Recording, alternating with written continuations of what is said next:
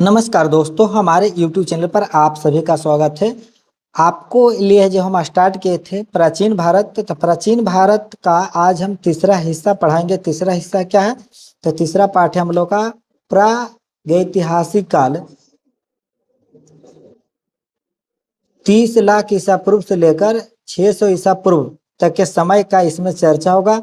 और इसमें टोटल आपको पता ही होगा कि 163 ऑब्जेक्टिव क्वेश्चन है। अगर आपके पास लुसेंट के घर में बुक है तो आप देख भी किए होंगे कि इसमें कितना ऑब्जेक्टिव है। तो 163 ऑब्जेक्टिव है। ये चलते थोड़ा टाइम तो लगेगा ही पूरा कराने में।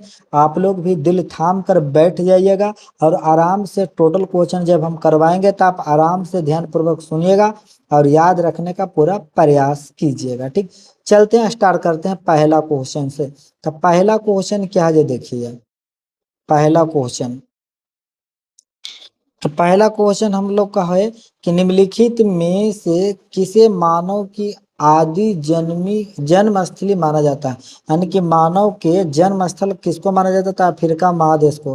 कहा जाता है कि सबसे पहले अगर मानव का उत्पत्ति कहीं हुआ होगा तो अफ्रीकी महादेश में हुआ होगा, इधर उधर नहीं हुआ होगा। निम्नलिखित में किसे मानव जाति का पालना कहा जाता है? तो मानव जाति का पालना कहा जाता है अफ्रीकी महादेश को।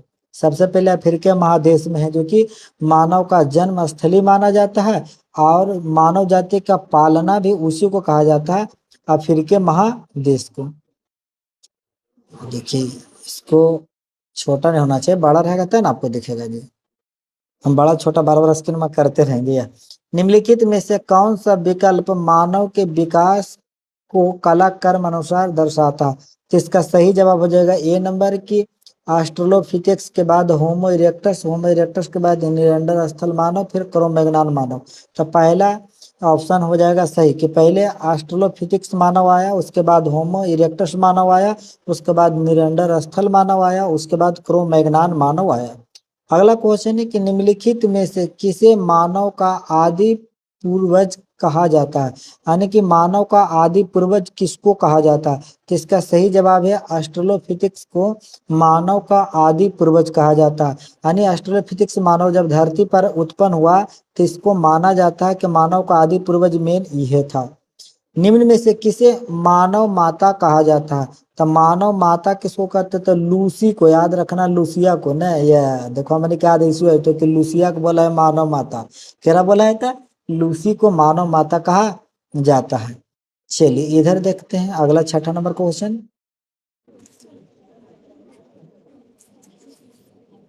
देखिए, सबसे पहले का मानव सदृश प्राणी जो प्रज्ञा मानव, जिसको बोलते हैं होमो सेपियंस, से प्रजातीय रूप से भिन्न था, उसे सामान्यतः जाना जाता था। उसको किस नाम से जाना जाता था? इसका सही जवाब है पिथेकैंथ्रोपस के रूप में। किसके रूप में? पिथेकैंथ्रोपस के रूप में जाना जाता है। भारत के किस क्षेत्र में सर्वप्रथम मनुष्य संबंधी पुरातात्विक प्रमाण मिले हैं? यानी सबसे पहला पुरातात्विक प्रमाण मिला भारत के कौन क्षेत्र से?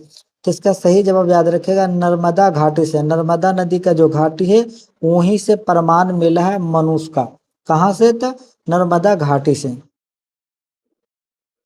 अगला क्वेश्चन है कि होमो इरेक्टस का एक कपाल निम्न में से किस स्थल से प्राप्त हुआ? यानी कि होमो इरेक्टस के मानव का कपाल, कपाल मतलब समझ रहे, मथवा वाला हड्डिया गुडिया ये सब, कहाँ से प्राप्त हुआ? जिसका सही जवाब हो जाएगा नर्मदा घाटी में हथनोरा से। कहाँ से? नर्मदा घाटी से तो प्राप्त हुआ। कहाँ से? तो हथनोरा जगह नर्मदा घाटी में, वहीं से प्राप्त हुआ था। निम्नलिखित में से किसे प्राचीनतम द्विपद मानव कहा जाता है? तब प्राचीनतम द्विपद, द्विपद मतलब दो पैर पर चलना शुरू कर दिया था, तो किसको कहते हैं? तो इसका सही जवाब है पीथेकेंथ्रोपस मानव, दो पैर पर चलना शुरू कर दिया था। कौन मानव? पीथेकेंथ्रोपस मानव। अगला क्वेश्चन की तरफ आते हैं। यह क्वेश्चन है कि निम्नलिखित में से किसे आग की खोज करने का श्रेय दिया जाता है, यानी कौन मानव है जो कि आग की खोज कर लिया था, किसको श्रेय देंगे? तो इसका सही जवाब है होमो इरेक्टस को, क्योंकि होमो इरेक्टस मानव है जो कि आग की खोज कर लिया था। आदमी के सबसे बड़ा खोज तो पहले आगे का खोज हुआ जी। आगे से तो आज जितना सामान बनता है आग का प्रयोग करके ही बनाया जाता है। अगला क्वेश्चन ये कि निम्नलिखित में से किसे मृतकों का अंतिम संस्कार करने वाला मानव माना जाता है? कि आदमी जब मरता था ना तो उसका अंतिम संस्कार अब आदमी करने लगा था, उतना बुद्धि आ गया था, तो कौन मानव को माना जाता है? तो इसका सही जवाब हो जाएगा नियंडरथाल मानव को। कौन मानव? तो नियंडरथाल मानव है जो कि आदमी के अब मरने के बाद संस्कार करने लगा था। आधुनिक मानव के हाल का पूर्वज है, यानी अभी के जो मानव है उसका पूर्वज कौन है? तो उसका पूर्वज जो है क्रोमैग्नन मनुष्य, क्रोमैग्नन मानव जो है आधुनिक मानव का पूर्वज है। निम्न में कौन सा नवीनतम समझा जाता है? नवीनतम मतलब नया समझा जाता है। किसको नया समझा जाता है? तो क्रोमैग्नन मानव को नया समझा जाता है, क्योंकि हम लोग के पूर्वज ये है क्रोमैग्नन मानव। अगला क्वेश्चन है कि प्रारंभिक पूर्ण मानव को किस नाम से जाना जाता है? जब पूर्ण रूप से पूरा हो गया उस मानव को किस नाम से जानते हैं? तो इसका सही जवाब हो जाएगा क्रोमैग्नन मानव, जो कि पूर्ण रूप से मानव के तरह ही था, सेम टू सेम हम लोग के जैसा ही वो सब भी था। आधुनिक मानव को वैज्ञानिक भाषा में क्या कहा जाता है? तो आधुनिक मानव को वैज्ञानिक भाषा में है जो कि ये बोला जाता है होमोसेम्पियन, होमोसेम्पियन सेम्पियन, यानी होमोसेम्पियन बोला जाता है। ठीक है। किस स्थल पर प्रथम भारतीय पुरापाषाण कलाकृति की खोज हुई थी? तो पुरापाषाण कलाकृति की खोज हुई थी किस स्थल पर हुआ था? जिसका सही जवाब है पल्लवरम में। कहाँ पर? पल्लवरम में सबसे पहले पुरापाषाण कलाकृति की खोज हो चुका था।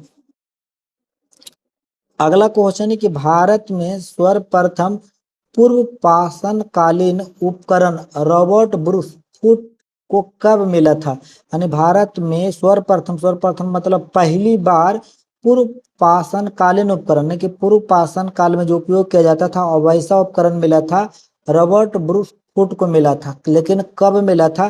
जिसका सही जवाब है 1883 ईस्वी को पूर्व पाषाण कालीन उपकरण मिल चुका था।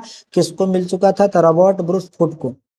रॉबर्ट ब्रूस फुट जिन्होंने भारत में पूर्व पाषाण उपकरण की खोज की मूलतः थे, यानी मूलतः वो क्या थे? यानी कि रॉबर्ट ब्रूस फुट क्या थे भाई, ये बताना है। तो इसका सही जवाब हो जाएगा कि एक भूवैज्ञानिक थे। भूवैज्ञानिक थे कौन? तो रॉबर्ट ब्रूस फुट, जिनको मिला था पूर्व पाषाण उपकरण, यानी पाषाण काल में जो उपकरण उपयोग किया था वे चीज मिला था। अगला क्वेश्चन है कि निम्नलिखित में से किसे भारत में प्रागैतिहासिक पुरातत्व का जनक कहा जाता है? तब प्रागैतिहासिक पुरातत्व का जनक किसको कहा जाता है? तो रॉबर्ट ब्रूस फुट को प्रागैतिहासिक पुरातत्व का जनक कहा जाता है। भारत के प्रागैतिहासिक मानव का प्राचीनतम जीवाश्म निम्नलिखित में से किस स्थल से मिला था? यानी कि प्राचीनतम जीवाश्म मिला था मानव का कहाँ से मिला था भाई? तो इसका सही जवाब हो जाएगा हथनोरा से मिला था। कहाँ से मिला था? हथनोरा से मिला था, नर्मदा घाटी में। यह क्वेश्चन है कि पूरा पाषाण कालीन मानव का जीवन पूर्णतः था, यानी कि पूरा पाषाण कालीन जो मानव था उनका जीवन कैसा था? पूर्णतः रूप से उसका देखा जाए जीवन तक कैसा था, तो उनका जीवन था प्राकृतिक, यानी प्राकृतिक चीज पर पूरा रूप से निर्भर थे। पूर्व पाषाण कालीन मानव का मुख्य धंधा था, तब पूर्व पाषाण कालीन मानव का मुख्य धंधा था शिकार खेलना। वो मारते थे जानवर उनवर को, पक्षी उक्षी को मार के वो भून खा जाते थे। पूर्व पाषाण काल के आदि मानव के मनोरंजन का साधन था। तब पूर्व पाषाण काल के जो आदि मानव थे उनको बोला जाता है आदि मानव। तो मनोरंजन, मनोरंजन मतलब सो टाइम पास करने के लिए उनका साधन क्या था? तो उनका साधन था शिकार करना। वो जीव जंतु को मारते थे और खाते थे, जैसे अभी नटबुलगुलिया कैसे करे जो उसे। पूर्व पाषाण युग में मनुष्य द्वारा की गई सबसे बड़ी खोज थी। तो पूर्व पाषाण युग में जो मनुष्य सबसे बड़ा खोज किया वह क्या खोज किया था? आग का जलाना। आग का जलाना खोज कर चुका था पूर्व पाषाण युग के मानव। भारत में पूर्व प्रस्तर युग में अधिकांश औजार बने थे, यानी कि पूर्व प्रस्तर युग में देखा जाए पूर्व पाषाण युग में सबसे अधिकांश औजार किस चीज का बना था? तो इसका सही जवाब हो जाएगा अस्फटिक के, आधा स्फटिक किसका, स्फटिक के बना था ज्यादा हथियार। सोहन संस्कृति किस संस्कृति का दूसरा नाम है, तो सोहन संस्कृति जो है किस संस्कृति का दूसरा नाम है, तो पूरा पाषाण संस्कृति का है, जो कि दूसरा नाम है सोहन संस्कृति। किसका नाम है, तो पूरा पाषाण का। चलिए अगला क्वेश्चन देखते हैं इधर। आपको तो मालूम है ये कि 163 क्वेश्चन है और दिल थाम कर बैठना है, क्योंकि टोटल का टोटल क्वेश्चन हम इस भाग में करवा देंगे। अगला है कि निम्नलिखित में से किस स्थल से पुरापाषाणिक उपकरण नहीं प्राप्त हुए, तो कौन स्थल से जो कि पुरापाषाणिक उपकरण नहीं प्राप्त हुआ, तो इसका सही जवाब हो जाएगा अहाड़ से प्राप्त नहीं हुआ है। निम्नलिखित में से कहाँ से पुरापाषाणिक अवशेष मिले हैं, तो पुरापाषाणिक अवशेष जो मिले हुआ कहाँ से मिले हैं, तो इसका सही जवाब हो जाएगा पंजाब से मिले। कहाँ से, तो पंजाब से। सिंहावल एक पूरा स्थल है, तो सिंहावल एक पूरा स्थल है, वो किसका पूरा स्थल है, तो इसका सही जवाब हो जाएगा निम्न पुरपाषाण संस्कृति का। किसका, निम्न पुरपाषाण संस्कृति का स्थल है सिंहावल। अगला क्वेश्चन है कि निम्न पुरापाषाण काल के मानव के बारे में कौन तथ्य सही है, यानी कौन सा तथ्य जो यहाँ पर लिखा गया है जो सही है, तो पहला ऑप्शन सही हो जाएगा, वह कोर उपकरणों का प्रयोग करता था, यानी पुरापाषाण काल के मानव जो थे कोर उपकरणों का प्रयोग करते थे। अगला क्वेश्चन है कि संघावो यानी संघाव गुफा पूरा स्थल किस काल का है, तो संघाव गुफा जो है किस काल का है, तो इसका सही जवाब हो जाएगा कि वह मध्य पुरापाषाण काल का है। किसका है, तो मध्य पुरापाषाण काल का स्थल है संघावो।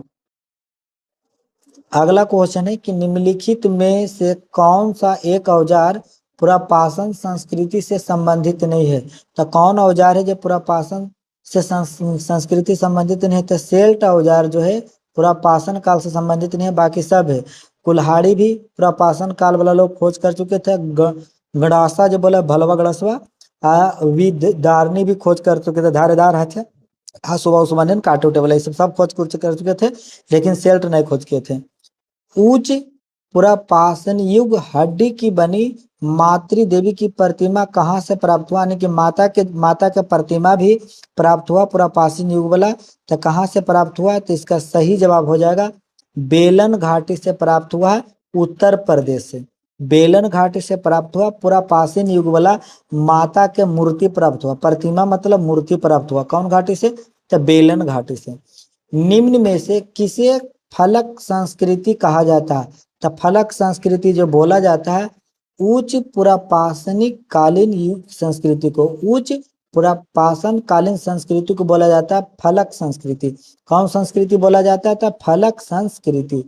अगला क्वेश्चन है कि निम्नलिखित में से किस प्रागैतिहासिक पुरास्थल से शुतुरमुर्ग के अंड कवच मिले हैं, यानी कि शुतुरमुर्ग के अंडा के छिलका मिला, कवच मतलब क्या मिला, छिलका मिला, तो कहाँ से मिला भाई, तो पटने से। कहाँ से मिला है, तो पटने से, याद रखना कि पटने से मिला है। अगला क्वेश्चन है कि आंध्र प्रदेश का मुंह देखिए आंध्र प्रदेश का मुंह चिंतामनुगावी शिलाश्रय किस रूप में जाना जाता है, यह आंध्र प्रदेश का है मुछतला चिंतामनुगावी शिलाश्रय किस रूप में जाना जाता है, तो इसका सही जवाब हो जाएगा भारत में उच्च पुरापाषाणिक हड्डी सींगों से बने उपकरणों के सर्वाधिक समृद्ध प्राप्ति स्थल के रूप में, यानी भारत में उच्च पुरापाषाणिक हड्डी सींगों से बने उपकरणों के सर्वाधिक समृद्ध प्राप्ति स्थल के रूप में। अगला क्वेश्चन है कि नीचे दी गई संस्कृतियों का सही कला अनुक्रम कौन सा है, यानी सही कला अनुक्रम जो मिलाया गया है कौन सा सही है, तो ऑप्शन पहला सही हो जाएगा कि ए बेबीलियन के बाद आता है एस यूलियन, उसके बाद आता है मुस्तिरियन, उसके बाद आता है मेगडलेनियन। तो ए बेबियन पहले आता है, उसके बाद आता है एसलियन, उसके बाद आता है मुस्तिरियन, उसके बाद आता है मेगडलेनियन। की सही कर्म सही हो जाएगा ऑप्शन नंबर पहला। अगला क्वेश्चन है कि पुरापाषाण काल एवं नवपाषाण काल के मध्यवर्ती काल को कहते हैं। यानी पुरापाषाण काल और नवपाषाण काल दोनों के बीच के जो काल था उसको किस काल के नाम से जाना जाता है? तो उसको जाना जाता है मध्य पाषाण काल के नाम से। कौन काल से? तो मध्य पाषाण काल के नाम से उसको जाना जाता है। पशुपालन का प्राचीनतम साक्ष्य कहाँ से प्राप्त हुआ? यानी कि पशु पालने का प्रमाण प्राप्त हो गया तो कहाँ से प्राप्त हुआ था? तो इसका सही जवाब हो जाएगा बागोर से प्राप्त हुआ था। कहाँ से? बागोर से प्राप्त हुआ था प्राचीनतम पशुपालन का साक्ष्य। निम्नलिखित में से किस काल में माइक्रोलिथ का उपयोग होता था? तो माइक्रोलिथ का उपयोग जो होता था मध्य पाषाण काल में माइक्रोलिथ का प्रयोग होने लगा था। मतलब छोटा छोटा हथियार का उपयोग होने लगा था यह। अगला क्वेश्चन है कि मेसोलिथिक संस्कृति का महत्वपूर्ण स्थल भीमबेटका स्थित है। तो भीमबेटका जो स्थल है वह कहाँ स्थित है? तो इसका सही जवाब हो जाएगा मध्य प्रदेश में है जो कि भीमबेटका स्थित है। कहाँ पर? तो मध्य प्रदेश में। भीमबेटका किसके लिए प्रसिद्ध है? तो भीमबेटका जो है गुफाओं के चित्र के लिए प्रसिद्ध है। किसके लिए? तो गुफाओं के चित्र के लिए। निम्न में से किस मध्य पाषाणकालीन पुरास्थल से मृग श्रृंग यानी हिरण का सिंह के छल्लों की माला का प्रमाण मिले हैं? तो हिरण के सिंह के छल्लों का माला का प्रमाण जो मिला वो कहाँ से? महदला से। कहाँ से? महदला से। महदला से हिरण का सिंह के छल्लों का माला के प्रमाण मिल चुका है। अगला क्वेश्चन है कि निम्नलिखित में से किस मध्य पाषाणिक स्थल से हड्डी के बने आभूषण प्राप्त हुए हैं? चलिए इतना याद रखना कि हड्डी के बने आभूषण कहाँ से प्राप्त हुआ है जे। तो इसका सही जवाब हो जाएगा बागोर से। यानी कि हड्डी के बने आभूषण जैसे कनवाली ब्रेसलेट टिकिया ये सब जो है ना हड्डी के बनल रहे। कहाँ से मिले था? बागोर से। अगला क्वेश्चन है कि निम्नलिखित में से कौन सा स्थल प्रागैतिहासिक चित्रकला के लिए प्रसिद्ध है? तब प्रागैतिहासिक चित्रकला के लिए कौन सा स्थल पर कौन प्रसिद्ध है भाई? तब बाघ। कौन प्रसिद्ध है? तब बाघ है जो कि प्रागैतिहासिक चित्रकला के लिए प्रसिद्ध है। अगला क्वेश्चन है कि सरायनाहर राय और महदला संबंधित है। सरायनाहर राय और महदला जो संबंधित है वह किससे संबंधित है? जिसका सही जवाब हो जाएगा गंगा घाटी की मध्य पाषाण संस्कृति से। गंगा घाटी के मध्य पाषाण संस्कृति से दोनों जगह जो संबंधित है एगो सरायनाहर राय एगो महदला। भारत के किस शिलाश्रय से सर्वाधिक चित्र प्राप्त हुआ है? तो भारत के किस शिलाश्रय से सर्वाधिक चित्र प्राप्त हुआ? तो भीमबेटका से सबसे ज्यादा चित्र प्राप्त हुआ भीमबेटका से। अगला क्वेश्चन है कि निम्नलिखित में से किस शिलाश्रय से मानव संवर्धन के प्रमाण मिले हैं कि मानव को क्रियाक्रम किया जाता था? किस शिलाश्रय से मिला है? तो इसका सही जवाब हो जाएगा लेखनीय शिलाश्रय प्रथम से। लेखनीय शिलाश्रय प्रथम से प्राप्त हुआ है। 49 नंबर क्वेश्चन है कि मिलान कीजिए। निम्नलिखित पर विचार कीजिए। मिलान ने विचार कीजिए।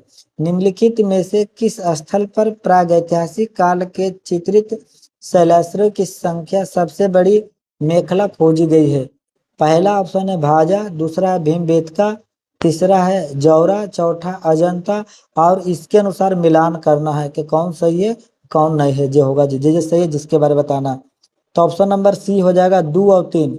2 और 3 भीमबेटका के बात जो बोला गया है सही है। फिर जौरा, ये 2 जगह है जहां से बहुत मात्रा में चित्रित शैलाश्रय प्रमाण में आया है, भीमबेटका और जौरा से। अगला क्वेश्चन है पुरातात्विक प्रमाण के आधार पर किस काल के बारे में कहा जा सकता है कि लोग मृतकों के अंत्येष्टि संस्कार से पहली बार परिचित हुए? यानी कि सबसे पहली बार परिचित हुआ कि मरने के बाद जो संस्कार किया जाता। कौन पुरातात्विक प्रमाण के आधार पर? तो इसका सही जवाब हो जाएगा मध्य पाषाण काल में होना शुरू हो गया था। मध्य पाषाण काल में जो भी प्रमाण मिले उससे सबूत हो जाता है, प्रमाणित हो जाता है कि जो व्यक्ति मरते थे उनका अंतिम संस्कार भी किया जाता था। पाषाण युगीन लोगों ने सबसे पहले किसे पालतू बनाया? यानी कि पाषाण युगीन लोग जो हैं कौन जानवर को सबसे पहले पालतू बनाए थे? तो कुत्ता को सबसे पहले पालतू जानवर बनाया था। आप लोग को याद ही होगा कुत्ता को सबसे पहले पालतू जानवर बनाया गया था। अगला, भारत में मानव अस्थि पंजर या कंकाल के प्रमाण किस काल से मिलने शुरू हो गए थे? यानी कि मानव का अस्थि पंजर, हड्डी गुड्डी या तो शरीर के कंकाल मिलना कौन काल से शुरू हो गया था? इसका सही जवाब हो जाएगा मध्य पाषाण काल से मानव के हड्डी उड्डी मिलना शुरू हो गया था। किस प्रदेश से मिले मध्य पाषाणिक पूरा स्थलों को टेरी स्थल कहा जाता है? तो किस प्रदेश से मिले मध्य पाषाण पुरा स्थलों को टेरी स्थल कहा जाता है? इसका सही जवाब हो जाएगा तमिलनाडु से। कहां से? तमिलनाडु से जो मेला है उसको बोलते हैं टेरी स्थल। चलिए 53 के बाद 54 होगा जी। चलिए 54 पहले पढ़ाएंगे तब ना उधर लेके जाएंगे ना। यह 54 देखिए, क्वेश्चन कह रहा है कि निम्नलिखित पर विचार कीजिए, यानी कि आप पढ़िए फिर विचार करके देखिए। नव पाषाण कालीन मानव जीवन की विशेषता थी, यानी कि नव पाषाण काल में जो मानव जी रहे थे उनका क्या विशेषता था?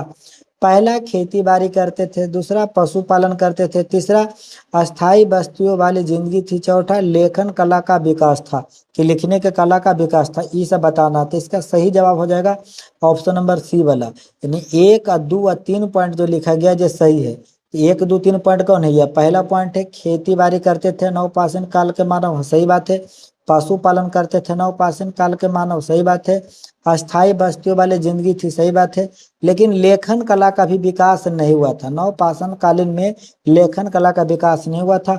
उपयुक्त 3 बातें, खेती बाड़ी, पशुपालन और अस्थाई बस्तियों वाली जिंदगी, मतलब परमानेंट घर बना के रहने लगे, ये सब बात सही है। लेकिन लेखन कला का विकास अभी नहीं हुआ था। अगला क्वेश्चन है कि मनुष्य किस काल में खाद्य संग्रह से खाद्य उत्पादक बना? यानी खाद्य संग्रह मतलब भोजन इकट्ठा करने लगा, फिर भोजन को उपजाने का तरीका वो सब जान गया। तो किस काल से? तो याद रखना नवपाषाण काल में। नवपाषाण काल में मनुष्य अब खेती बाड़ी करके खाद्य उत्पादक बन गया और खाने वाला सामान को अब संग्रह भी करने लगा था। भारतीय उपमहाद्वीप में कृषि का प्राचीनतम साक्ष्य कहाँ प्राप्त हुआ? यानी कृषि का प्राचीनतम साक्ष्य मतलब सबूत कहाँ से प्राप्त हुआ? तो इसका सही जवाब हो जाएगा मेहरगढ़ से। कहाँ से? तो मेहरगढ़ से प्राप्त हुआ। यानी भारतीय उपमहाद्वीप में कृषि का प्राचीनतम साक्ष्य प्राप्त जो हुआ है, कहाँ से सबूत प्राप्त हुआ? तो मेहरगढ़ से। प्रागैतिहासिक अन्न उत्पादक स्थल मेहरगढ़ कहाँ अवस्थित है? अब देखिए, अन्न उत्पादक जो स्थल था मेहरगढ़, वो कहाँ उपस्थित है? तो इसका सही जवाब हो जाएगा पश्चिमी बलूचिस्तान में उपस्थित है। कहाँ उपस्थित है? तो पश्चिमी बलूचिस्तान में उपस्थित है। अगला क्वेश्चन कि मानव द्वारा सर्वप्रथम प्रयुक्त अनाज था, यानी कि मानव ने सबसे पहले कौन अनाज का उपयोग किया था? सबसे पहले याद रखिएगा गेहूं का उपयोग सबसे पहले मानव ने उपयोग किया था। लेकिन महिलाओं लोग को ज्यादा चावले खाने में अच्छा लगता है, जो कि सबसे पहले कौन अनाज प्रयुक्त किए थे? तो गेहूं प्रयुक्त किए थे। निम्नलिखित में से किस स्थान पर नवपाषाण स्तर पर गेहूं एवं जौ की खेती के सर्वप्रथम प्रमाण मिले हैं? कि वहां पर पता चला कि गेहूं उपजाया जाता था और जौ भी उपजाया जाता था। कौन काल में? तो नवपाषाण काल में। ठीक, तो इसका प्रमाण कौन स्थल से मिला है? तो इसका सही जवाब हो जाएगा कि मेहरगढ़ से मिला। कहाँ से? तो मेहरगढ़ से सबसे पहले कृषि के प्रमाण मिले थे। वहीं पर गेहूं और जौ उपजाया जाता है उसका प्रमाण मिला था, सबूत मिला था। कहाँ से? तो मेहरगढ़ से। अगला क्वेश्चन है कि निम्न में से किस स्थल से जंगली तथा बोई जाने वाले दोनों प्रकार की धान की प्रजातियों के प्राचीनतम साक्ष्य मिले? यानी कि पुराना सबूत मिला कि जंगली चीज भी रोपा जाता था और बोई जाता था, जे भी दोनों, जंगली वाला भी बोई जाता था, दोनों धान के प्रजाति के बारे में मिला। कहाँ पर? था बेलन घाटी। क्या धान वाला जैसे मिला था तो लड़कियों लोग को खुश होना चाहिए, क्योंकि चावल लोग वही ज्यादा खाते हैं। ठीक है। भारतीय उपमहाद्वीप में धान की खेती का प्राचीनतम साक्ष्य किस पुरातात्विक स्थल से प्राप्त हुआ? यानी कि भारतीय उपमहाद्वीप में देखा जाए तो धान की खेती का प्राचीनतम मतलब सबसे पुराना साक्ष्य मतलब सबूत किस पुरातात्विक स्थल से प्राप्त हुआ? तो इसका सही जवाब हो जाएगा गुजरात में लोथल से। गुजरात में लोथल से धान की खेती का प्रमाण मिला है। कहाँ से? गुजरात में लोथल से। अगला क्वेश्चन है खाना बदोश आदमी ने किस काल में अस्थायी रूप से बसना आरंभ किया। जो खाना बदोश आदमी था, जो पहले कुल खाता था, उसके बारे उसको नहीं सोचता था बिहान के बारे की बिहान वो खाना है। आज खाया बिहान खोजना शुरू किया, बिहान खाया फिर परसों खोजना, ये सब ऐसा आदमी था। तो किस काल में अस्थायी रूप से बसना शुरू कर दिया था। तो इसका सही जवाब है मध्य पाषाण काल से ये सब परमानेंट घर बनाकर अब रहना, झोपड़ी या तो पहाड़ में गुफा बनाकर रहना शुरू कर दिए थे। गंगा के मैदान में मानव बस्ती का प्राचीनतम अवशेष कहाँ से मिलता है। कि गंगा के किनारे के मानव ने अपना बस्ती बसाना शुरू कर दिया। यह अवशेष कहाँ से मिलता है। तो इसका सही जवाब है कालपी से। कालपी से सबसे पहले मिलता है कि ये लोग घर बनाकर रहना शुरू कर दिए हैं। अगला, निम्नलिखित में से किस नवपाषाणिक पुरास्थल से गर्त निवास के प्रमाण मिलते हैं। तो गर्त निवास के प्रमाण कहाँ से मिलते हैं। तो इसका सही जवाब हो जाएगा ब्रुज होम से। कहाँ से मिलते हैं। तो ब्रुज होम से गर्त निवास के प्रमाण मिलना शुरू हो जाते हैं। निम्नलिखित में किस स्थल से गर्त निवासों का पुरातात्विक साक्ष्य मिलता है। तो पुरातात्विक साक्ष्य गर्त निवासों का कहाँ से मिलता है। तो इसका सही जवाब हो जाएगा गुफकराल से। कहाँ से। गुफकराल से पुरातात्विक साक्ष्य मिलना शुरू हो जाता है। और नवपाषाण के पुरास्थल के गर्त निवास का कहाँ से मिलता है। तो ब्रुजहोम से। और गर्त निवासों को पुरातात्विक साक्ष्य कहाँ से मिलता है। तो गुफकराल से। अगला क्वेश्चन है कि नव पाषाण कालीन गर्त निवासों के अवशेष कहाँ से मिले। तो नव पाषाण काल में जो गर्त निवास थे उनका अवशेष कहाँ से मिले। तो इसका सही जवाब हो जाएगा कहाँ से मिले। तो महगड़ा से। नव नव पाषाण कालीन गर्त निवासों के अवशेष कहाँ से मिले हैं। तो मोहगड़ा से। मोहगड़ा से। अच्छा देखिए यहाँ पर चार जगह का नाम है। अकाथा था उत्तर के चयन कीजिए, हम मोहगड़ा डायरेक्ट बोल रहे थे। देखिए उत्तर के चयन करना पड़ेगा, ठीक है। अब उत्तर के चयन करना है, यहाँ पर चार ऑप्शन है उसके हिसाब से, ठीक नहीं। कि नव पाषाण कालीन गर्त निवासों के अवशेष कहाँ से मिले थे। ब्रुजहोम से, गुफकराल से, ऊंचाई से, मोहगड़ा से। तो इसका सही जवाब हो जाएगा ऑप्शन नंबर डी, एक और दो। एक और दो कौन है। तो यह ब्रुजहोम और गुफराल, यह दोनों का प्रमाण सही है। कि नव पाषाण कालीन गर्त निवासों के अवशेष कहाँ से मिले थे। तो ब्रुजहोम और गुफकराल से मिले थे। दो जगह था ब्रुजहोम और गुफकराल। तो ऑप्शन नंबर डी सही हो जाएगा। एक कब हम दो जखनी गलती से बोल दिए थे उसके लिए माफी चाहते हैं। आ गया। अगला क्वेश्चन है, भारत में कुछ क्षेत्रों में लोग जमीन के अंदर गड्ढों में रहते थे। इस बात का संकेत खुदाई से निम्नलिखित में मिलता है। यानी कि कहा जाता था कि आदमी पता है गड्ढा बना के जमीन के अंदर रहता है। तब कहाँ पर खुदाई हुआ तब पता चलता है कि हाँ भाई सही बात है। तो इसका सही जवाब हो जाएगा, इसका सही जवाब हो जाएगा कश्मीर। कश्मीर में जब खुदाई हुआ तब पता चला कि हाँ आदमी लगा है जमीनियों में गड्ढा बना के रहा है। 68 नंबर का क्वेश्चन है कि गर्त निवास निम्न में से किस संस्कृति का विशिष्ट लक्षण है। गर्त निवास जो लोग थे तो किस संस्कृति का विशिष्ट लक्षण है। तो इसका सही जवाब हो जाएगा कश्मीर घाटी के नवपाषाणिक संस्कृति। कश्मीर घाटी के नवपाषाणिक संस्कृति सही जवाब हो जाएगा गर्त निवास के लिए। दक्कन के राख के टीले प्रदर्शित करते हैं। तो दक्कन के राख के टीले क्या प्रदर्शित करते हैं। तो इसका सही जवाब हो जाएगा नवपाषाण युग के मवेशी रखने वालों की बस्ती के अवशेष। दक्कन के राख के टीले कौन क्या प्रदर्शित करते हैं। तो नवपाषाण युग के मवेशी रखने वाले बस्ती के अवशेष। अगला क्वेश्चन है, राख के टीले किस क्षेत्र के नवपाषाणिक संस्कृति से संबंधित है। तो राख के टीले है जो कि किस क्षेत्र के नवपाषाणिक संस्कृति से संबंधित है। तो इसका सही जवाब हो जाएगा दक्षिण भारत। क्या हो जाएगा दक्षिण भारत। चाक का आविष्कार जो कि मानव के तकनीकी प्रगति का एक महत्वपूर्ण आविष्कार माना जाता है किस काल में हुआ। चाक मतलब देखो जरा चला के मटिया वाला बर्तनमा बना हुआ है। तो किस काल में माना जाता है। तो इसका सही जवाब हो जाएगा नवपाषाण काल में चाक चलाना ये सब शुरू कर दिए थे। अगला क्वेश्चन है कि मानव संविधानों में कुत्ते दफनाए गए थे। यानी मानव संविधान के साथ कुत्ता भी दफना दिया गया था। यह प्रमाण कहाँ से मिलता है। तो ब्रुज होम से मिलता है कि मानव को भी दफनाता था, साथ में उसका जो पालतू प्रिय पशु था कुत्ता, उसको भी दफना देता था।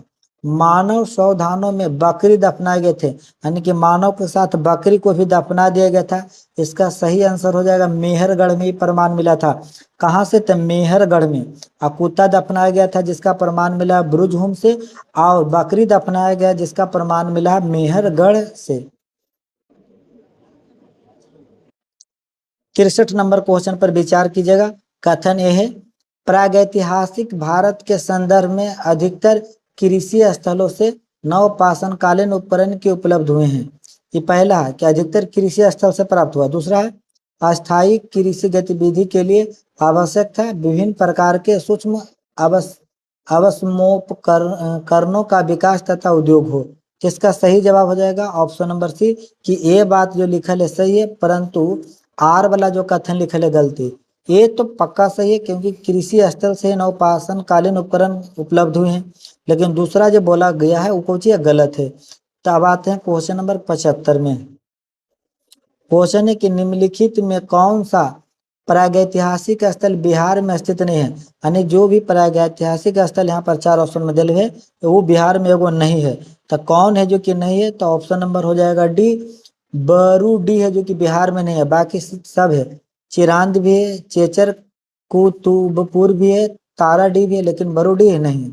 यहाँ पर 76 नंबर क्वेश्चन है कि सूची 1 को सूची 2 के साथ सम्मिलित कीजिए तथा नीचे दिए गए कूट की सहायता से सही उत्तर का चयन कीजिए। ठीक है, तो यहाँ पर देखिए हम मिलाने वाला काम यहाँ पर करेंगे। तो यहाँ पर इधर 4 ऑप्शन में पांडु राजार डीबी एगो कुचाई दिल, एगो दा ओ जिली हैंडिंग, एगो पायनथोरलंग 3। देखिए बड़ा अगर शब्द रहेगा तो तोड़े के पढ़िए। पायनथोरलंग 3। इधर 4 को दे ले, पश्चिम बंगाल, उड़ीसा, असम, बंगाल। किसका जो सही जवाब हो जाएगा? इसका सही जवाब हो जाएगा option number A. Option number A में एक का ए सही मिल जाएगा, दो का दुए मिल जाएगा, सी नंबर का 3 मिल जाएगा, डी नंबर के 4। तो ऑप्शन नंबर ए कुछ सही है। ठीक, अगला फिर मिलान करे वाला है, उसको देखिए। यह मिलान करे वाला है, इसका मिलान करे वाला यहाँ है, आंसरवा उधर दिल होगा। चलिए, आंसरवा उधर दिल है या यहाँ पर मिलान के सूची 1 को सूची 2 के साथ सम्मिलित कीजिए तथा नीचे दिए कोटों की सहायता से सही उत्तर का चयन कीजिए। पहला कोलडीहवा, दूसरा उतनूर, चौथा हलूर, तीसरा हलूर, चौथा पयमपल्ली। इधर उत्तर प्रदेश, आंध्र प्रदेश, कर्नाटक, तमिलनाडु, यानी ये सब जो जगह है ये कौन कौन राज्य में पड़ता है ये बताना है। ठीक ना, तो इसका सही जवाब जो हो जाएगा 77 का ऑप्शन नंबर ए वाला होगा। ऑप्शन नंबर ए में क्या है जो देख लेना, 1 2 3 4 सेम मिलल है, एक का 1, 2 के 2 ऐसी मिलल है। ठीक, यहाँ पर मिला के आपको दिखा देते हैं यह कि कोलडीहवा जो स्थान है उत्तर प्रदेश में पड़ता था, उतनूर आंध्र प्रदेश में पड़ता था, हल्लूर कर्नाटक में पड़ता था, पय्यमलपल्ली तमिलनाडु में पड़ता था। ये सब जगह का नाम है या कौन राज्य में पड़ता था ये बताना था, बता दिए। अभी ढेर सारा मिलाने करे वाला अब आएगा क्वेश्चन बाद में। अभी 2 3 को यहाँ पर दे रहा थी वाला, फिर ज्यादा मिलाने वाला कुछ क्वेश्चन आएगा। एक का क्वेश्चन जो 163 क्वेश्चन है इस भाग में पूरे करवा देंगे। तो निम्नलिखित में से किसको चालकोथलिक एज कहा जाता है?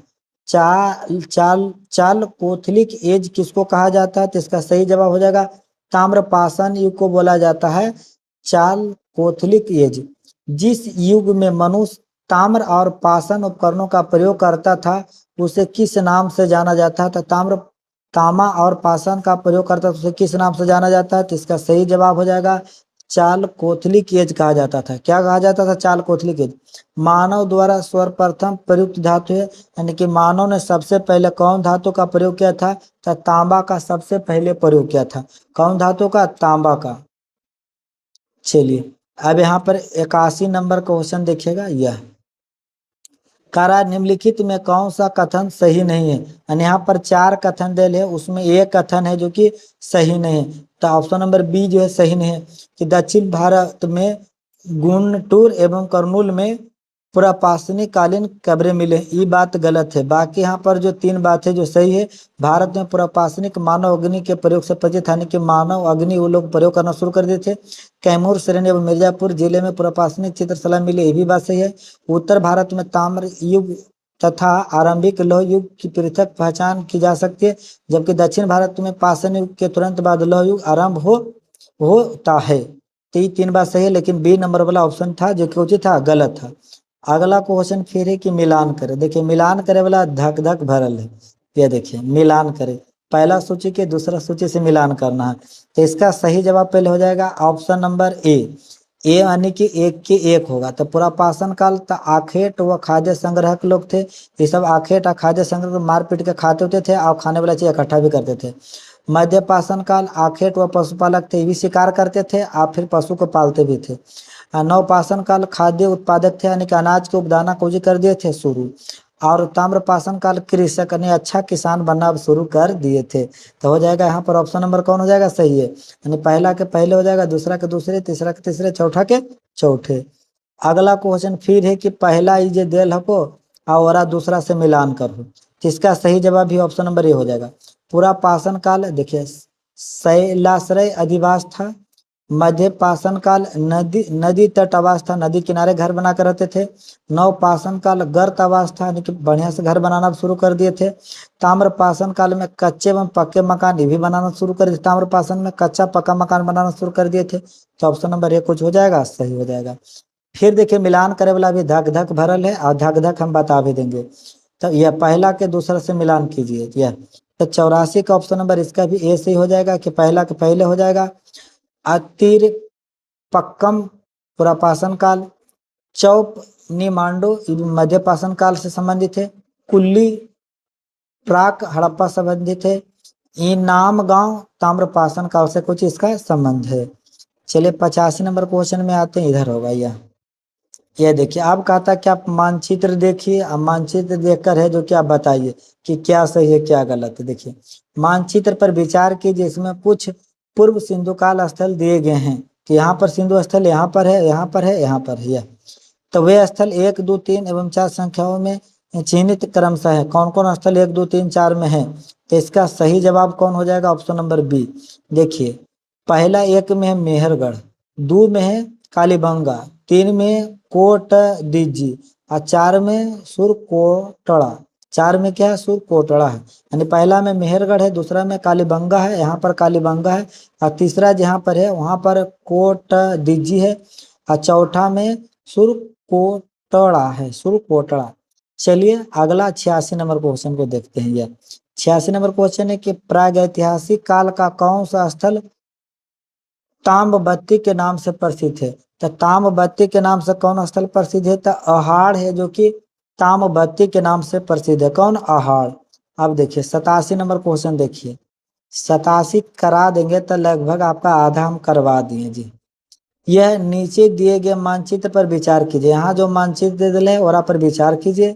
मानचित्र में छायावृत्त क्षेत्र में निम्नलिखित में कौन सी संस्कृति पल्वित हुई? यहाँ पर जो छायांकित कर ले वहां बताना कि कौन सा संस्कृति है जो कि पला बड़ा था।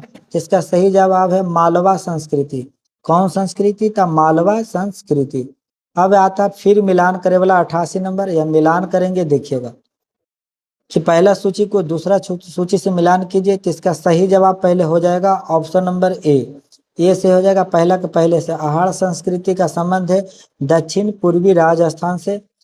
कायस्था संस्कृति का संबंध है पश्चिमी मध्य प्रदेश से। सवालदा संस्कृति का संबंध है पश्चिमी महाराष्ट्र से।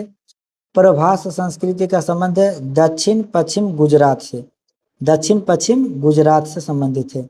अगला है फिर 89 नंबर की मिलान कीजिए। यह सूची 1 को सूची 2 से मिलाना है।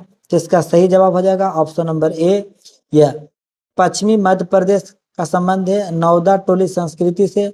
पश्चिमी बिहार का संबंध है चिरांद संस्कृति से। पश्चिमी महाराष्ट्र का संबंध है जोरवे संस्कृति से। मध्य गुजरात का रंगपुर संस्कृति से। ऐसे पूछ सकता स्पेशल ऑब्जेक्टिव भी, नौदा टोली संस्कृति का संबंध किससे है? तो पश्चिमी मध्य प्रदेश से। चिरांद संस्कृति का संबंध किससे? तो पश्चिमी बिहार से।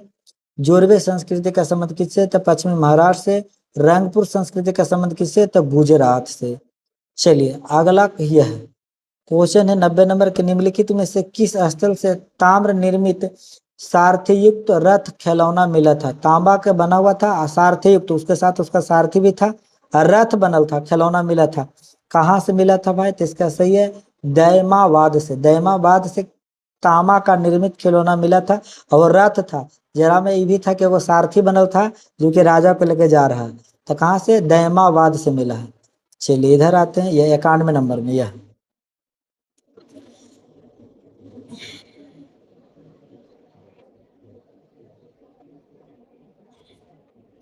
91 नंबर क्वेश्चन देखिए, कह रहा है कि निम्नलिखित में से किस स्थल से 5 कमरों वाले मकान के अवशेष मिले हैं?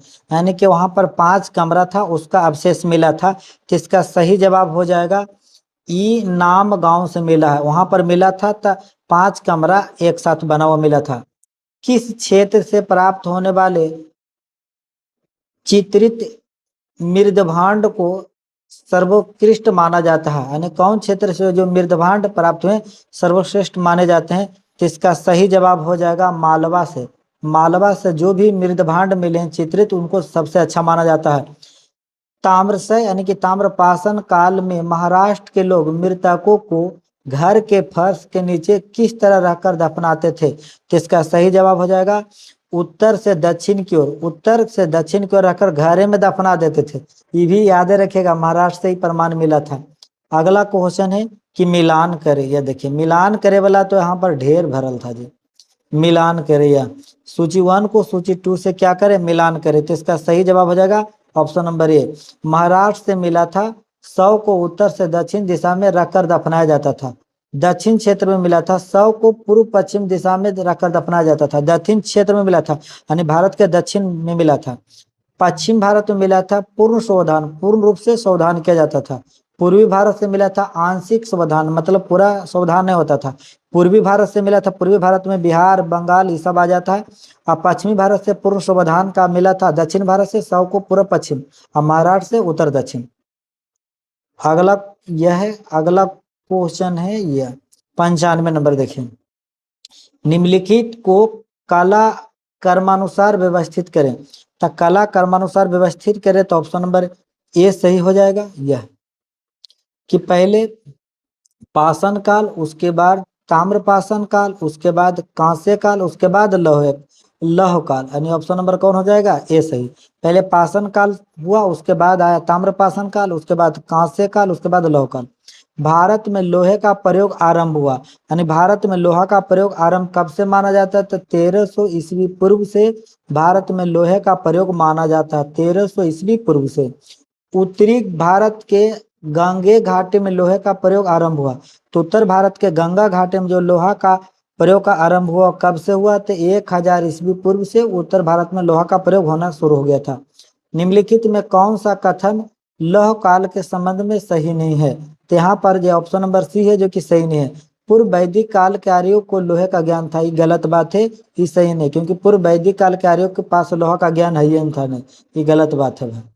अगला है 99 नंबर क्वेश्चन कि प्राचीन भारत की द्वितीय नगरीय क्रांति जो कि बुद्ध के जमाने में थी, प्रधान रूपेण आधारित थी, किस पर आधारित थी? तो इसका सही जवाब हो जाएगा लौह तकनीक के प्रसार पर। यानी कि बुद्ध के समय लोगों को लोहा का ज्ञान हो गया था। अगला है कि मिलाइए, सूची 1 से सूची 2 को मिलाइए। तो इसका सही जवाब हो जाएगा ऑप्शन नंबर ए, यह कि अतरंज जी खेड़े का संबंध है उत्तर प्रदेश से। आप पूछ देगा कि अतरंज जी खेड़ा ये स्थल है वो कहाँ है? तो उत्तर प्रदेश में। नूह स्थल कहाँ है? तो राजस्थान में। चिरांद कहाँ स्थल है? तो बिहार में। महिषपादल स्थल कहाँ है? तो पश्चिम बंगाल में।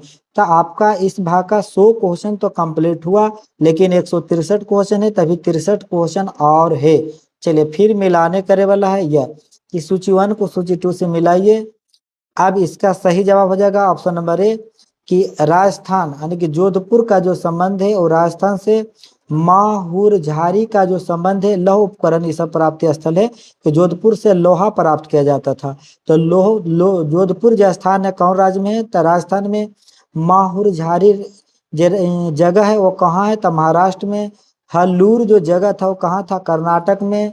और आदिच नालूर कहाँ था? तो तमिलनाडु में। यानी ऑप्शन नंबर ए कुछ हो जाएगा, सही हो जाएगा। ठीक है, अगला क्वेश्चन फिर हुए है, यह देखिए कि निम्नलिखित पुरातात्विक स्थलों पर विचार कीजिए।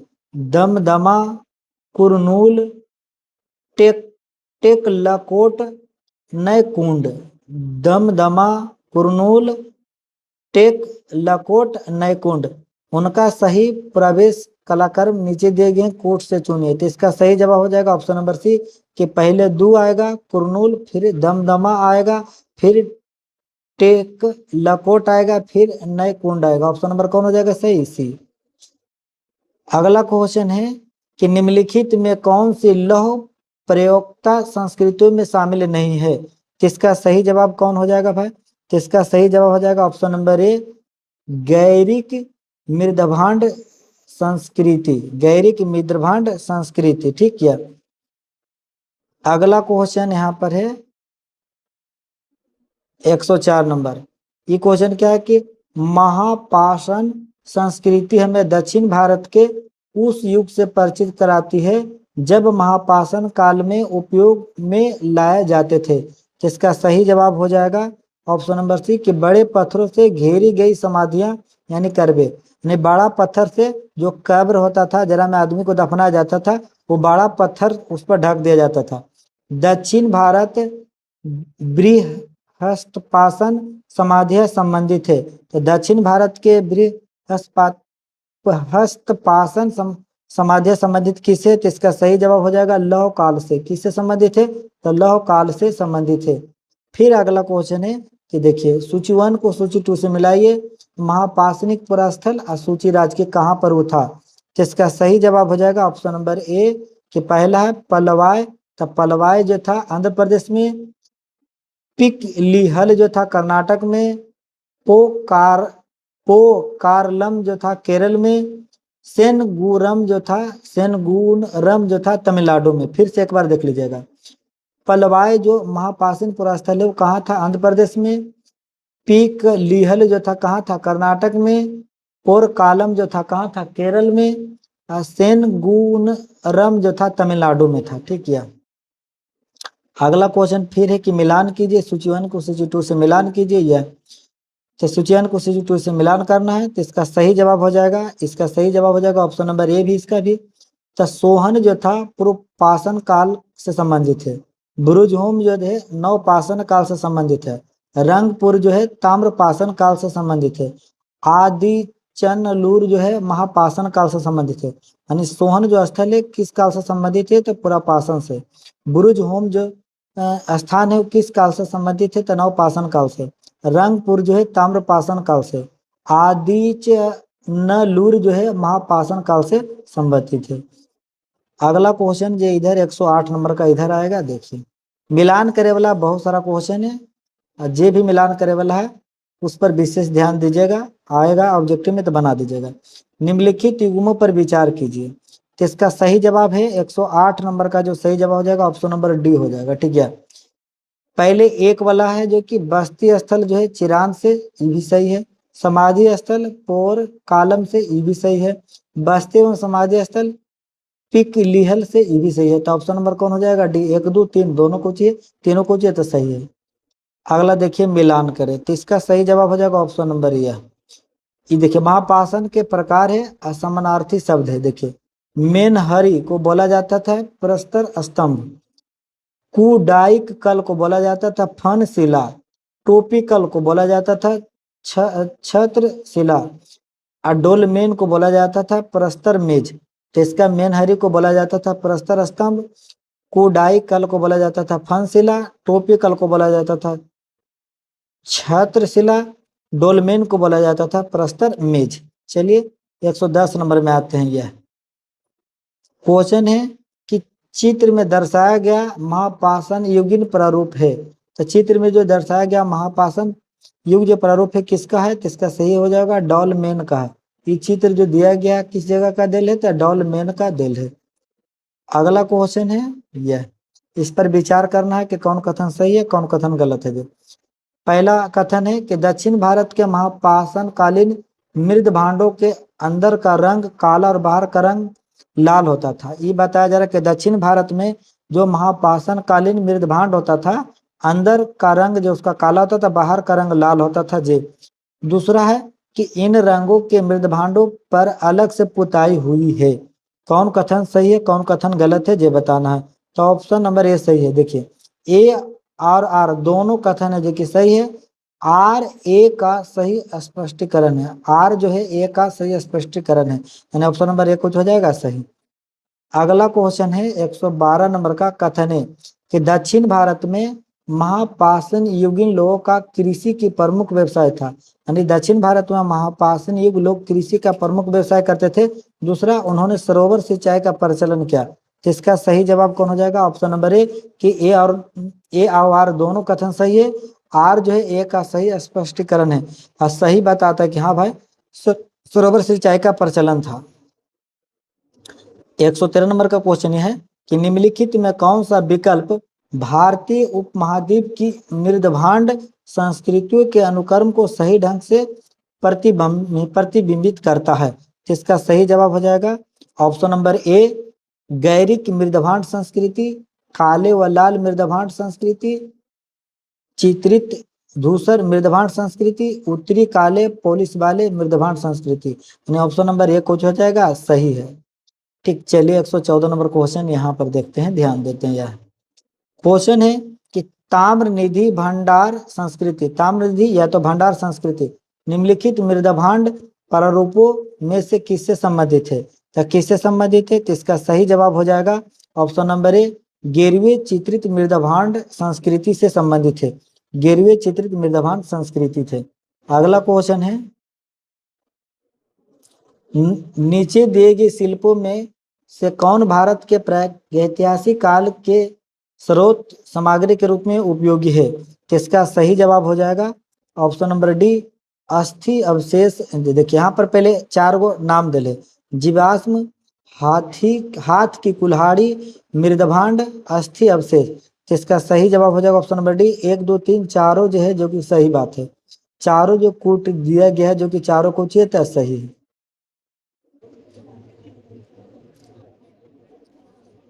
भारत में प्राचीनतम चूल्हे का पुरातात्विक अवशेष मिला है, यानी पुराना चूल्हे का जो गोठा या लकड़ी पर खाना बनाया जाता था उसका अवशेष कहाँ से मिला है?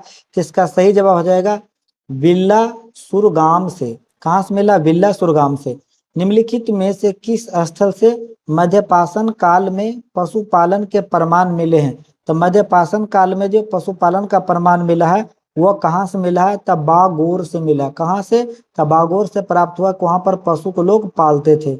अगला क्वेश्चन है कि भारत में निम्नलिखित किस नवपाषाणिक स्थल को सर्वप्रथम सूचित किया गया था, यानी कि कौन नवपाषाण काल को स्थल को सबसे पहले सूचित किया गया था? तो इसका सही जवाब है लिंग सुगुर को सबसे पहले सूचित किया गया था। किसको? लिंग सुगुर को। मानव के कर्मिक विकासवाद के सिद्धांत को पहली बार किसने वैज्ञानिक ढंग से प्रतिपादित किया था?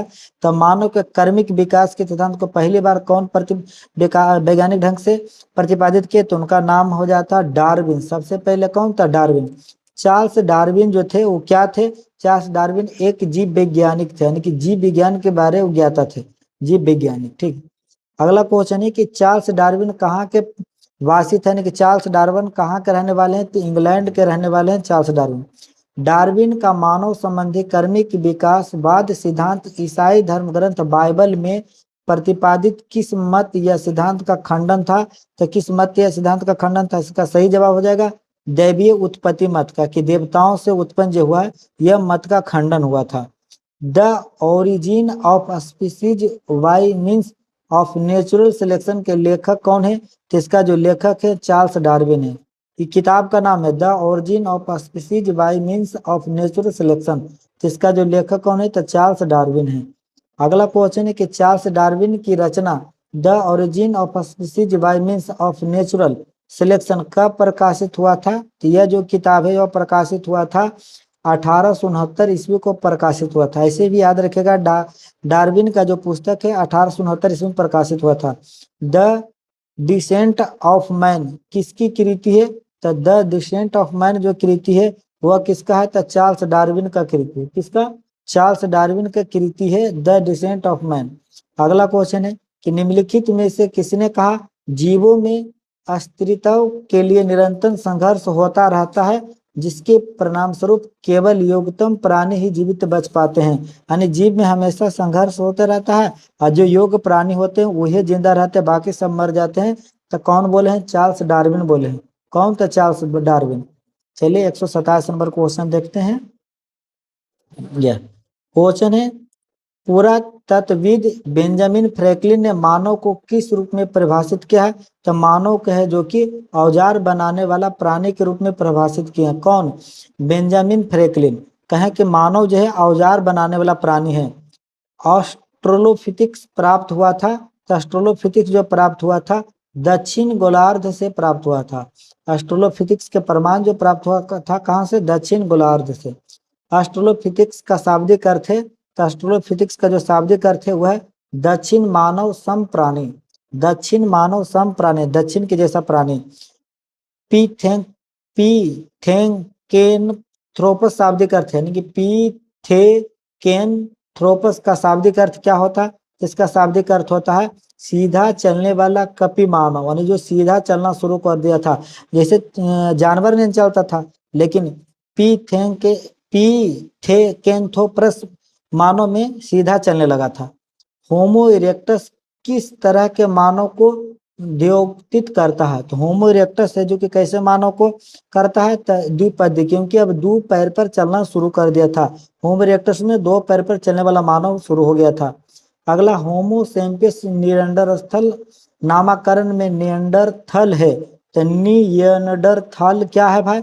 तो इसका सही जवाब हो जाएगा स्थान है। निएंडरथल जो है क्या है? स्थान है। निएंडरथल स्थित है, तो निएंडरथल है जो कि कहाँ पर स्थित है? जर्मनी में स्थित है। याद रखना, निएंडरथल जो स्थित है कहाँ? जर्मनी में। निम्नलिखित में से कौन होमो सैपियन या सैपियन का अनुसंधान नाम नहीं है? तो किसका अनुसंधान नाम नहीं है? तो इसका सही जवाब है ऑस्ट्रोलोपिथिक्स का। यह जो कि होमो सैपियंस अनुसंधान नाम नहीं है, क्रो-मैग्नन का है, चार्ल्स लेड का भी है, ग्रीमाल्डी का भी है, लेकिन ऑस्ट्रोलोपिथेक्स का नहीं है। क्रो-मैग्नन स्थित है। क्रो-मैग्नन जो मानव है जो कहाँ पर स्थित है? फ्रांस में।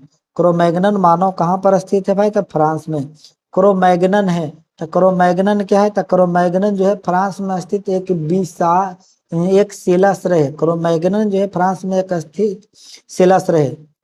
प्लीस्टोसीन युग निम्नलिखित में किस युग का समानार्थी है? यानी कि प्लीस्टोसीन युग जो है किस युग के समान है भाई?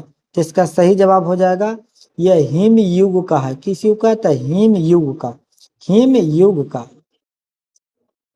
अगला क्वेश्चन है, हिम विहीन युग निम्नलिखित में किस युग का समानार्थी है?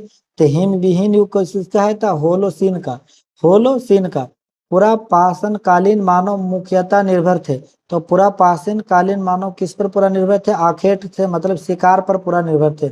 निम्नलिखित में से किस काल में मानव ने न तो पूरा पाषाण कालीन विशिष्टताओं को पूरी तरह से छोड़ा, न ही नव पाषाण कालीन विशिष्टताओं को पूरी तरह से अपनाया था?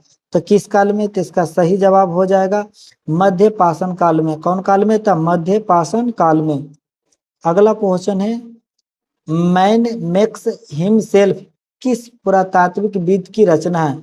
तो मैन मेक्स हिमसेल्फ किस पुरातात्विक विद की रचना है? तो इसका सही जवाब हो जाएगा कि गॉर्डन चाइल्ड का। गॉर्डन चाइल्ड का ही रचना है मैन मेक्स हिमसेल्फ। अगला क्वेश्चन है, नवपाषाणिक उपकरणों के जरिए मानव के भौतिक जीवन में होने वाले क्रांति को किस पुरातत्वविद ने नियोथिलिक रिवॉल्यूशन की संज्ञा दी है? तो कौन नियोथिलिक रिवॉल्यूशन की संज्ञा दिया है? तो इसका सही जवाब हो जाएगा कि गॉर्ड चाइल्ड दिया। कौन? तो गॉर्डन चाइल्ड। Gordon child. निम्नलिखित में से किस काल में मनुष्य ने किसान का जीवन जीना शुरू किया? तो किसान का जीवन जीना जो शुरू किया था नवपाषाण काल में मनुष्य जो कि किसान का जीवन जीना शुरू कर दिया था। 140 नंबर का क्वेश्चन है, कथन है कि नवपाषाणिक मनुष्य झोपड़ीनुमा घरों में वास करते थे, कारण इससे वे हवा धूप बारिश के प्रकोप से बचते थे। तो इसका सही जवाब हो जाएगा ऑप्शन नंबर ए सही है कि दोनों पॉइंट ए और दोनों सही है। आर ए का स्पष्टीकरण है कि आर ए का जो बात बोल रहा है सही बोल रहा है। अगला 145 नंबर क्वेश्चन कि मनुष्य ने सर्वप्रथम किस काल में चाक निर्मित मृदभांड यानी मिट्टी के बर्तन, जो कि मानव इतिहास की एक बड़ी उपलब्धि थी, बनाना आरंभ किया, यानी कि मृदभांड बनाना यानी चाक, चाक पर बर्तन मिट्टी के बनाना जो शुरू किया था, कौन काल में? किसका सही जवाब हो जाए नवपाषाण काल में मनुष्य है जो कि चाक का प्रयोग करने लगा था और उस पर खाना मिट्टी के बर्तन बनाना शुरू कर दिया था। निम्नलिखित में किस स्थल से कपास की खेती का प्रथम साक्ष्य प्राप्त हुआ? यानी कपास की खेती मतलब अब यहाँ से लोग कपड़ा भी पहनना शुरू करेंगे, तो कपास की खेती का प्रथम साक्ष्य कहाँ से मिला? तो इसका सही जवाब हो जाएगा मेहरगढ़ से। कहाँ से? मेहरगढ़ से, क्योंकि सबसे पहले यहीं पर कृषि का प्रमाण प्राप्त हुआ मेहरगढ़ में। निम्नलिखित में से कौन सा नौपाषाणिक स्थल कश्मीर में स्थित नहीं है? यहाँ पर 4 गो है जो कि कश्मीर में, एक स्थल है जो कि स्थित नहीं है, तो कौन हो जाएगा? तो ऑप्शन नंबर डी, पांडु राजार ढीबी, पांडु राजार ढीबी। निम्नलिखित में से कौन सा नौपाषाणिक स्थल उत्तर प्रदेश में स्थित नहीं है? तो कौन है जी कि उत्तर प्रदेश में स्थित नहीं है? तो चिरांद है जी कि उत्तर प्रदेश में स्थित नहीं है, बिहार में। कोलडीहवा स्थित है, महगढ़ा स्थित है, लहुरदेवा स्थित है, लेकिन चिरांद नहीं, चिरांद बिहार में है। नवपाषाणिक स्थल पायनथोर लंगटिन किस राज्य में स्थित है? देखिए नाम है कहू एकदम लतखोरे वाला नाम है को, देखो यार पायनथोर लंगटिन किस राज्य में स्थित है? तो इसका सही जवाब हो जाएगा मेघालय में स्थित है। कहाँ? मेघालय में स्थित है। क्वेश्चन है कि निम्नलिखित नवपाषाणिक स्थलों में कौन सा स्थल सबसे दक्षिण में स्थित है? तो सबसे दक्षिण में है जो कि कौन सा स्थल स्थित है? तो पय्यमपल्ली, पय्यमपल्ली स्थल है जो कि दक्षिण में स्थित है। वनास संस्कृति किस संस्कृति का दूसरा नाम है? तो वनास संस्कृति किस संस्कृति का दूसरा नाम है? तो अहाड़ संस्कृति का। किसका? अहाड़ का। निम्नलिखित में से कौन सा प्रागैतिहासिक स्थल मालवा संस्कृति का प्रारूप स्थल है? तो मालवा संस्कृति का प्रारूप स्थल कौन सा स्थल वाला है? तो नौदा टोली, नौदा टोली है। चलिए अब तुरंत 11 क्वेश्चन है, फिर हम लोग तुरंत 163 तक पहुंच ही जाएंगे। नौदा टोली का उत्खनन किसने किया था? तो नौदा टोली का उत्खनन किया था एच डी सांकलिया ने, एच डी सांकलिया ने नौदा टोली का उत्खनन किया था। नौदा टोली किस राज्य में अवस्थित है? तो नौदा टोली है जो कि मध्य प्रदेश में अवस्थित है। नौदा टोली जो है कौन राज्य में अवस्थित है? तो मध्य प्रदेश में। निम्नलिखित दक्षिण भारतीय महापाषाण संस्कृति में महापाषाण के लगभग कितने प्रकार मिले हैं? तो दक्षिण भारतीय महापाषाण संस्कृति में महापाषाण के लगभग कितने प्रकार मिले हैं? तो इसका सही जवाब हो जाएगा 40 प्रकार मिले हैं। कितना? 40 प्रकार। अगला क्वेश्चन है कि निम्नलिखित महापाषाणीय संस्कृति स्थलों में कौन सा स्थल सबसे दक्षिण में स्थित है? तो सबसे दक्षिण में कौन सा स्थल है? तो आदि चनालूर, आदि चनालूर है जो कि सबसे भारत के दक्षिण पर स्थित है। अगला क्वेश्चन है 157 नंबर के दक्षिण भारत के महापाषाण कब्र स्मारक प्राय नदी या झरने के समीपवर्ती क्षेत्र में मिले हैं। दूसरा, इससे जल की अबाध आपूर्ति संभव हो पाती थी। अब इसको कथन पर विचार करके कौन सही है कौन गलत है इसके बारे में बताना। तो ऑप्शन नंबर ए सही है कि दोनों कथन जो उपयुक्त है ए और आर दोनों सही है, और आर है जो कि ए का स्पष्टीकरण है, क्या स्पष्टीकरण करता है कि हाँ भाई वो सही है। अगला क्वेश्चन है कि भारत में ताम्र निधि का सबसे बड़ा भंडार कहाँ से मिला है? तो भारत में ताम्र निधि का सबसे बड़ा भंडार जो मिला है गुणगोरिया से मिला। कहाँ से मिला है? गुणगोरिया से मिला है कि तांबा वहाँ भंडार था पूरा। ताम्र भंडार में भरा पूरा स्थल गुणगोरिया किस राज्य में स्थित है? तो गुणगोरिया जो राज्य है वह मध्य प्रदेश में स्थित है, और गुणगोरिया से प्राप्त हुआ कि वहाँ तांबा का पूरा भंडार था। भोजपत्र या भ्रुजपत्र यानी भोज वृक्ष की भीतरी छाल जिस पर पुराने जमाने में लेख या ग्रंथ लिखे जाते थे का प्राचीनतम साक्ष्य भारत में कहाँ से मिला है? जिस पर कि लिखा जाता था भोजपत्र या कहिए भ्रुजपत्र बोलिए, तो कहाँ से प्राप्त हुआ? तो इसका सही जवाब हो जाएगा श्रृंगवेरपुर से, श्रृंगवेरपुर से प्राप्त हुआ है। आप पूछ रहा है कि श्रृंगवेरपुर उत्तर प्रदेश के किस जिला में स्थित है? यानी कि श्रृंगवेरपुर जो सिंगरौर है, सिंगरौर जो उत्तर प्रदेश में स्थित है, यहीं से प्राप्त हुआ था। भोजपत्र जिला पर लिखा जाता था। तो उत्तर प्रदेश के कौन जिला में स्थित है? तो यह जो है इलाहाबाद जिला में स्थित है। भीमबेटका को किसने खोजा था? तो भीमबेटका का खोज किसने किया था? तो डॉक्टर विष्णु श्रीधर वाकनकर, डॉक्टर विष्णु श्रीधर वाकनकर खोज किए भीमबेटका के। अगला क्वेश्चन है कि निम्नलिखित में से किस युग के दौरान भारत में शुतुरमुर्ग पाए गए थे?